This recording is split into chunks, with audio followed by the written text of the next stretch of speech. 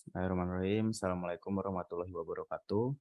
Kami dari kelompok 3 mata kuliah Psikologi Positif dan Humanistik akan memaparkan tentang psychological well-being.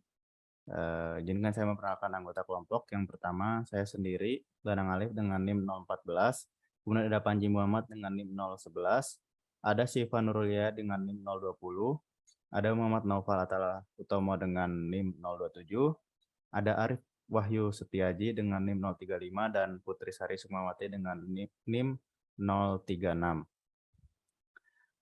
Masuk ke penjelasan yang pertama, yaitu definisi dari psychological well-being yang akan dijelaskan oleh Arif. Kepada Arif, dipersilahkan. Baik, terima kasih moderator. Teori psikological well-being dikembangkan oleh Reif pada tahun 1989. Menurut Reif adalah sebagaimana individu mengevaluasi dirinya sendiri dan kualitas mengenai kehidupannya yang tidak hanya sebatas pencapaian kepuasan, namun juga adanya usaha atau dorongan untuk mengembangkan dan merealisasikan potensi diri yang sesungguhnya. Psychological well-being merujuk pada perasaan seseorang mengenai aktivitas hidup sehari-hari. Segala aktivitas yang dilakukan oleh individu yang berlangsung setiap hari di mana dalam proses tersebut kemungkinan mengalami fluktualisasi pikiran dan perasaan yang dimulai dari kondisi mental negatif sampai pada kondisi mental positif. Misalnya pada trauma sampai penerimaan hidup. Dinamakan psychological well-being menurut Brandum dalam Reif dan Case 1995. Psychological well-being juga berkaitan dengan reaksi individu terhadap kehidupannya, baik dalam pengertian kepuasan hidup, evaluasi kognitif maupun afektif reaksi emosional yang terjadi. Penelitian mengenai psychological well-being penting untuk dilakukan karena nilai positif dari kesehatan mental yang ada di dalam membuat seseorang mengidentifikasi apa yang hilang dalam hidupnya, yaitu faktor-faktor dalam diri yang masih dirasakan bisa dioptimalkan. Individu yang berada dalam keadaan psychological well-being adalah individu yang merasa puas dalam hidupnya. Kondisi emosional yang positif mampu melalui pengalaman-pengalaman buruk yang dapat menghasilkan kondisi emosional negatif. Memiliki hubungan yang positif dengan orang lain mampu menentukan nasibnya sendiri tanpa bergantung dengan orang lain. Mengontrol kondisi lingkungan sekitar dan memiliki tujuan hidup yang jelas. Mampu mengembangkan dirinya sendiri. Selanjutnya dikembalikan kembali ke model. Baik, terima kasih Arif. Selanjutnya ada penjelasan hasil research yang akan dijelaskan oleh Panji dan Naufal. Kepada Panji dan Naufal dipersilahkan. Nah, untuk hasil riset yang pertama, terdapat hasil riset atau penelitian yang menunjukkan bahwa dimensi relasi positif, penerimaan diri, penguasaan lingkungan, dan otonomi dalam psychological well-being dapat memprediksi tingkat kesepian mahasiswa. Hasil riset selanjutnya berdasarkan hasil penelitian terhadap hubungan positif antara harga diri dengan psychological well-being, baik pada subjek yang bekerja di bidang akademik ataupun non-akademik, yang memiliki arti semakin tinggi harga diri yang dimiliki oleh subjek, maka semakin tinggi pula psychological well-being yang dimiliki. Baik, Saya kembalikan ke moderator. Terima kasih Naufal dan Panji. Selanjutnya ada penjelasan dari aspek-aspek psychological well-being akan dijelaskan oleh Putri Sari dan saya. Kepada Putri Sari dipersilakan terlebih dahulu. Baik, terima kasih kepada moderator. Sekarang ada aspek-aspek psychological well-being. Nah, menurut Rif, ada aspek-aspek yang menyusun psychological well-being. Nah, di sini ada 6. Yang pertama itu adalah penerimaan diri, di mana seseorang yang psychological well-being-nya tinggi itu memiliki sikap positif terhadap diri sendiri, mengakui dan juga menerima berbagai aspek positif dan negatif dalam dirinya, serta perasaan positif tentang kehidupan masa lalu. Lalu yang kedua itu adalah hubungan positif dengan orang lain.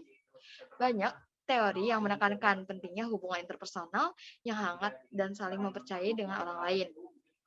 Kemampuan untuk mencintai dipandang sebagai komponen utama dalam kesehatan mental. Nah, psychological well-being itu Maksudnya psychological well-being seseorang itu tinggi jika mampu bersikap hangat dan percaya dalam berhubungan dan orang lain, memiliki empati, afeksi, dan keintiman yang kuat, memahami pemberian dan penerimaan dalam suatu hubungan. Lalu yang ketiga adalah kemandirian. Nah, kemandirian ini merupakan kemampuan individu dalam mengambil keputusan sendiri dan mandiri, mampu melawan tekanan sosial untuk berpikir dan bersikap dengan cara yang benar, berperilaku sesuai dengan standar nilai individu itu sendiri, dan mengevaluasi diri sendiri dengan standar personal. Saya kembalikan kepada Danang. Baik, untuk yang nomor 4, yaitu penguasaan lingkungan. Maksudnya itu mampu dalam berkompetensi mengatur lingkungannya, mampu menyusun kontrol yang baik terhadap aktivitas eksternal di luar dirinya, menggunakan secara efektif kesempatan dalam lingkungan, dan mampu memilih dan menciptakan konteks yang sesuai dengan kebutuhan dan nilai-nilai individu itu sendiri. Kemudian yang kelima ada tujuan hidup. Maksudnya di sini kesehatan mental itu yang didefinisikan mencakup kepercayaan-kepercayaan yang memberikan individu suatu perasaan bahwa hidup ini memiliki tujuan dan makna. Kemudian yang terakhir ada pengembangan pribadi. Itu merupakan perasaan yang mampu dalam melalui tahap-tahap pengembangan, terbuka pada pengalaman baru, menyadari potensi yang ada dalam dirinya, dan melakukan perbaikan dalam hidupnya setiap waktu.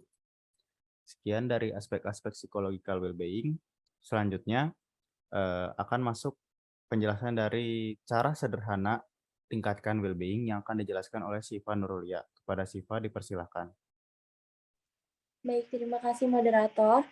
Saya akan memberikan sedikit tips and trick atau cara sederhana untuk meningkatkan well-being. Yang pertama ada melakukan kebaikan. Nah, melakukan perbuatan baik berkaitan dengan meningkatkan emosi positif. Dengan melakukan perbuatan baik ini, kita bisa juga menerapkannya kepada diri sendiri maupun kepada orang lain. Lalu yang kedua, mengembangkan praktik bersyukur atau mengekspresikan rasa syukur dalam bentuk tulisan. Dengan menuliskan rasa syukur kita dapat menemukan atau menerapkan cara sederhana namun efektif untuk meningkatkan kesejahteraan psikologis. Nah, dengan meluangkan waktu untuk melakukan hal ini, kita dapat mengingat dan fokus pada aspek-aspek positif yang terjadi pada diri kita. Lalu yang ketiga ada melatih kesadaran atau mindfulness, yaitu untuk membantu individu atau diri kita sendiri untuk mengelola stres, mengatasi penyakit serius, dan mengurangi kecemasan serta depresi. Individu yang mempraktikkan mindfulness ini lebih mampu untuk rileks, memiliki harga diri yang lebih baik, dan lebih antusias dalam hidup. Lalu yang keempat ada melatih forgiveness. Nah, dengan melepaskan rasa sakit dan kemarahan pada masa lalu, itu merupakan salah satu kunci kesejahteraan psikologis individu yang baik. Nah, dengan memaafkan orang lain, kita dapat membuat diri kita itu hanya menggunakan energi-energi yang positif saja daripada merenungkan luka masa lalu. Dengan berlatih forgiveness ini, walaupun membutuhkan waktu yang lama dan tidak mudah, tapi akan memberikan manfaat yang besar bagi diri kita sendiri. Lalu tips and trick yang lain yaitu bisa dengan menghitung berkat yang didapat pada hari ini, mengasah kualitas diri, mengembangkan atau menggambarkan diri ideal di masa depan, dan meluangkan waktu di ruangan hijau. Mungkin cukup sekian dari saya kembalikan ke moderator. Terima kasih. Baik, terima kasih Siva. Demikian materi yang dapat kelompok kami sampaikan. Mohon maaf bila ada kekurangan. Wassalamualaikum warahmatullahi wabarakatuh.